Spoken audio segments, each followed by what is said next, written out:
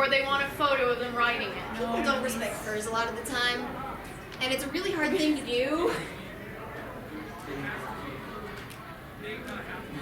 Oh, I've heard a story of this before, and I think it should go without saying, but don't put yourself in a situation where you've had a diuretic and then you put on a suit. A diuretic is something like caffeine or alcohol. What diuretic means is it dehydrates your body by making you have to pee, not what it sounds like it does. Well, it could make you do that. Typically not. But what that means is if you start drinking tea, coffee, Coca-Cola, things like that, and then you try going in fursuit, you will dehydrate yourself within 10 minutes. Or alcohol. Or alcohol. Do not fursuit drunk or high. Please, for the love of God. Do not drink in fur. Do not drink in fur. Is that really a thing that has to be said? Yes! And it's for two reasons. One, you can do stupid things, you're not going to watch over yourself or in that. Two, if you puke in that head. Oh my God. You mess up your fan, to say the least. Rip Peroni. Peroni. I'm so... And don't make someone laugh if they're drinking in a fur suit. So gross. Anyways, any questions on stuff? This would be something like procedure and safety, I guess we're on right Where's now. a good place to get fans? I have a lion head that I got off someone, but there's no fan head. The place I have ordered fans from previously, and they work, they're just a little pricey, is Dream Vision Creations. Yeah, that's the resin mask Previously. Now, mind you, I am biased on certain companies because of my experiences with them. However, I've met people that have had completely different experiences with these companies. So please understand that anything I say about them is not fact. It is my opinion. So please, for the love of God, don't just go online and say, this company sucks because Kane said so. Probably not. I'm not God. Promise. Not to mention, you're probably going to still order stuff from them. I do from time to time if I can't find it elsewhere, but they sell fans that look a lot like this. You have a lot of options on length of wire versus if you just want an on and off switch. Some of them have high-low switches. Why? Thank you for coming. One of the things I don't like is this actually doesn't tell you which side does which. So when you install it, you don't know which way to put it to get it to turn on the way you want. I like the ones that have a button, so you can just like put it in your ear. No, that's this. But that's the switch, not a button. I didn't have fun on the one that you were using. The switch. They But, have button ones though, don't They don't. This one, you can get them to where it's just in the...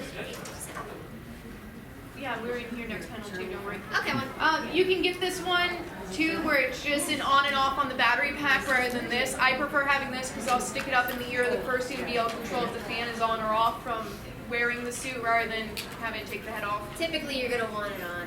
Typically. Oh, and fun fact, if you look on the top of it, it actually shows you which way the fan will blow. But you can also go to a hardware store and build your own. So. Oh. But quick rundown, this is actually a stuffed Panda Studios head. I really prefer her stuff for tuning, especially since they're designed to be tuning. Also, they're a lot more symmetrical than other places I have ordered from. The symmetry kind of bothers me. It's not right. Yeah. And it's not as obvious when you just have it as the silicone at times, but then you put fur on it, and it's just like, oh wow, you're entirely crooked, sir.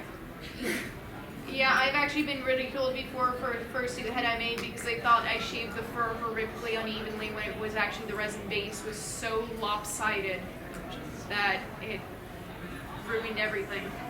But yes, I still order jaw sets and silicone tongues from DVC. They make really good ones, honestly, but I have a circle one with another brand.